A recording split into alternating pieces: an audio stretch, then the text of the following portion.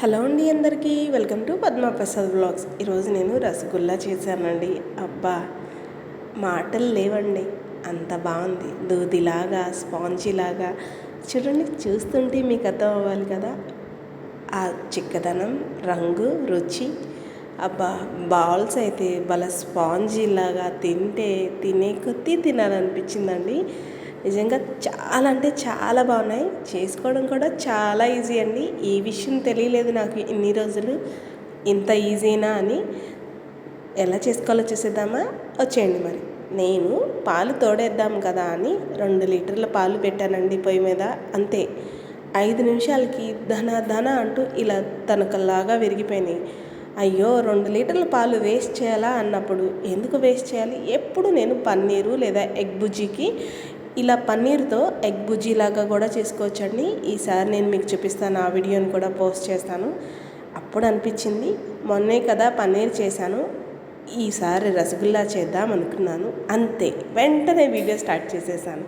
నేను చేస్తే మీరు కూడా చూడాలి కదా, మీరు కూడా చూసి ఎలా వచ్చిందో కామెంట్ చేయాలి కదా. అంతే అండి, చక్కగా ఇరిగిన పాలన్నిటినీ కూడా ఇలా క్లాత్లో వేసి వడకట్టేసుకొని ఒక బండరాయి లేదా మన ఇంట్లో ఉండే బరువైన వస్తువుని ఏదైనా పెడితే పన్నీర్లో ఉన్న నీరంతా కూడా దిగిపోతుంది. నీరుంటే రసగుల్లా చేయడం చాలా కష్టం అండి. సో ఇలా వదిలేస్తే నేను 1 గంట సేపు వదిలేశాను. ఆ తర్వాత ఇలా వచ్చింది. చూడండి ఎంత బాగా వచ్చిందో. మనం పన్నీర్ చేసుకోవడం కూడా చాలా ఈజీ అండి. ఆ వీడియోని కూడా ఈసారి నేను పోస్ట్ చేస్తాను. చాలా ఈజీగా మన ఇంట్లో మన చేతులతోనే పన్నీర్ కానీ లేదా ఎగ్ బుజ్జి కానీ భలే చేసుకోవచ్చు. ఏంటా ఎగ్ బుజ్జి అంటున్నారు కదా, ఈసారి మీకు నేను ఆ వీడియోని కూడా పోస్ట్ చేస్తాను. అది కూడా సూపర్గా ఉంటుందండి. చూడండి, చక్కగా మన పన్నీర్ లాగా రెడీ అయిపోయింది. అంతే, దీన్ని గట్టిగా మ్యాష్ చేసి ముద్దలాగా సెమీ సాఫ్ట్గా వచ్చేటట్టు బాగా ఇలా వేళ్ళతో అదుపుకుంటూ చేయాలి. నేను పాలల్లో ఎటువంటి నిమ్మకాయ రసం కానీ వెనిగర్ కానీ వేయలేదండి. జస్ట్ నాకు నార్మల్గా ఎందుకో ఆ రోజు పాలే కానీ విరిగిపోయినాయి. పాలు విరిగితేనే చేసుకోవాలా అంటే అలా ఏమీ లేదు. మనకు తినాలనిపించినప్పుడు చక్కగా కొన్ని పాలు తీసుకొని ఆ పాలతో కూడా చేసుకోవచ్చు. పాలు విరగగొట్టి పాలతో చేసుకోవచ్చు. ఆ పాలు విరగగొట్టడం ఎలా అంటే, పొయ్యి మీద పాలు పెట్టి కాస్త పాలు వేడెక్కాక మనం కొంచెం నిమ్మరసం కానీ లేదా వెనిగర్, ఆ 2 వద్దంటే కాస్త రాళ్ళుప్పునైనా వేసి కాసేపు హై ఫ్లేమ్లో దగ్గరే ఉండి గరిటెతో కలుపుతూ ఉంటే కనుక మనకి పాలు విరిగిపోతాయి. అలా వీటిల్లో ఉప్పు కానీ నిమ్మరసం వెనిగర్ వేస్తే కనుక ఒకసారి ఆ పాలు విరిగిన నీళ్ళని పారబోసి మళ్ళీ మంచిగా ఉన్న వాటర్ని వేసుకొని కడగాలి. లేదంటే రసగుల్లా రుచి మారిపోతుందండి. నాకు అలాంటి అవకాశం లేదు, ఎందుకంటే ఆటోమేటిక్గా అవే పాలు విరిగిపోయినాయి కాబట్టి డైరెక్ట్గా ఆ నీళ్ళన్నీ వడకట్టేసేసి చక్కగా మనం దంచుకునే రాయిని బరువు పెట్టి వడకట్టేసుకున్నాం కదా, సరిపోతుంది. చూడండి, చక్కగా ఆ ముద్దని వేళ్ళతో బాగా మృదువుగా నలిపి మన గులాబ్ జామ్ పిండి కన్నా సాఫ్ట్గా రావాలి. లేదు అంటే కనుక రవ్వగా ఉంటే కనుక మనకి రసగుల్లా ఉడికేటప్పుడు చెదురైపోతుందండి. అప్పుడు అంత బాగోదు కదా తినడానికి. ఓకే, దీన్ని ఒత్తి ఉండలు కూడా చేయవసలేదండి. చూడండి, సాఫ్ట్గా ముద్దలాగా చేసుకొని వేళ్ళతో జస్ట్ ఇలా చేస్తే నా చేతి మీద కనిపిస్తున్నదంతా వెన్న శాతం అండి. పాలు కొంచెం చిక్కగా ఉన్నాయేమో, అసలు ఇలా చేస్తుంటేనే మంచి సువాసనతో భలే అనిపించింది. అసలు చూడండి, ఇలా సాఫ్ట్గా చేసుకుంటే సరిపోతుంది. రసగుల్లాకి పంచదారని రెడీ చేసుకుందాం. అదే అండి, పంచదార పాకాన్ని లోతుగా ఉండాలి గిన్నె, అలాగే వెడల్పుగా ఉండాలండి. నేను 1/2 లీటర్ పైన నీళ్లు పోసాను. నీళ్ళని కాస్త వేడెక్కాక 400 గ్రాముల దాకా పంచదార వేస్తున్నాను. మా ఇంట్లో స్వీట్ మీడియంగా తింటారు కాబట్టి వేస్తున్నాను. అదే మీకు కొంచెం స్వీట్ అనిపిస్తే 1/2 కేజీ పంచదార కూడా వేసుకోవచ్చు. ఇందులో నేను యాలకుల పొడి కూడా వేయట్లేదండి. ఇది కంప్లీట్గా ఆప్షనల్, మీకు నచ్చితే వేసుకోండి. యాలకుల పొడి వేయడం వల్ల రసగుల్లా టేస్ట్ లైట్గా చేంజ్ అవుతుంది. నాకు ఎందుకు అది నచ్చదు. మీకు కావాలంటే వేసుకోండి. నేను జస్ట్ పంచదారని నీళ్ళల్లో వేసి పంచదార చక్కగా కరిగి పంచదార నీళ్ళు లైట్గా తీగపాకం వచ్చేదాకా లో టు మీడియం ఫ్లేమ్లో పెట్టి మరగపెట్టుకుంటున్నాను.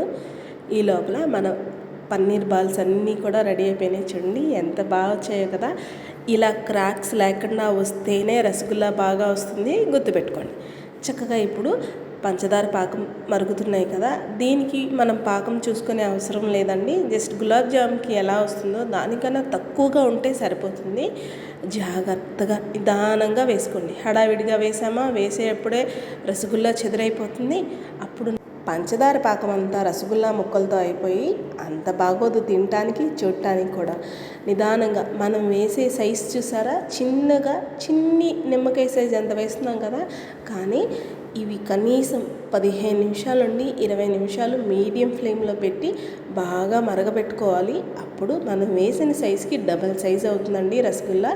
మీకు రసగుల్లా కంప్లీట్ అయింది అనడానికి అదే నిదర్శనం. అంతదాకా ఓపికతో, బై ద వే ఇది టిప్ అనుకోండి, గరిటె పెట్టి హడావిడిగా కలపకుండా, అస్సలు రసగుల్లాని టచ్ చేయకుండా జస్ట్ గరిటెని పక్క నుండి ఇలా ఆ పంచదార పాకాన్ని తడుతూ ఉంటే మొత్తం అన్నీ కూడా కదులుతాయి. అప్పుడే రసగుల్లా లోపలి దాకా ఈ పంచదార పాకం నీళ్ళని పీల్చుకొని తర్వాత తినేటప్పుడు జ్యూసీగా ఉంటాయండి. లేదంటే కొంచెం గట్టిపడిపోయే అవకాశం ఉంటుంది. గరిటితో రసగుల్లాని పొరపాటును కూడా టచ్ చేయకండి. రసగుల్లాని టచ్ చేసామా చెదిరైపోయే అవకాశం ఉంటుంది. ఇది 1కి 2 సార్లు గుర్తుపెట్టుకోండి. చూడండి, నాకు 20 నిమిషాల దాకా పట్టింది. చక్కగా మనం వేసిన సైజుకి డబల్ కాదు 3 సైజ్ అయినాయి. మీరు చూస్తే చాలు, స్టవ్ ఆపేద్దాం. ఇంకా ఆపేసేసి వీటిని కనీసం ఒక 3-4 గంటలు కదలకుండా అలా వదిలేద్దామండి. అప్పుడే కాస్త చల్లారి రసగుల్లా జ్యూసీగా స్పంజీగా భలే ఉంటాయి అసలు. నేను 3 గంటల తర్వాత మీకు చూపిస్తున్నాను. చూడండి ఎంత బాగా వచ్చాయో. ఒక్క ముక్క అలా కొరుక్కొని రసగుల్లాని ఆ పంచదార నీళ్ళని అలా తాగుతుంటే అబ్బా ఎంత కమ్మగా ఉంటుందో చెప్పలేమండి. అంత బాగుంటుంది. చూడండి ఎంత బాగా వచ్చాయో. అచ్చం మనకి స్వీట్ షాప్లో దొరికేటట్టే వచ్చాయండి. ఏమాత్రం తేడా లేదు దానికి దీనికి. చక్కగా మన చేతులతో మనమే ఇంత బాగా చేసుకుంటే ఎంత బాగుంటుంది. నిజంగా ఆ ఫీలే చాలా బాగుంటుంది కదా. చల్లారిన రసగుల్లానన్నిటినీ కూడా వేరొక బౌల్లో సర్వ్ చేసేసుకొని పైన నేను కొంచెం కలర్ఫుల్గా ఉండడానికి కుంకుమ పువ్వును వేస్తున్నానండి. ఇది కంప్లీట్గా ఆప్షనల్. మీకు నచ్చకపోతే స్కిప్ చేసేయచ్చు.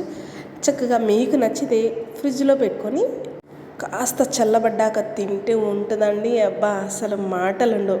చూడండి, నచ్చిందండి మీకు ఈ వీడియో? అయితే లైక్ చేయండి, మన ఛానల్ని సబ్స్క్రైబ్ చేసుకోండి.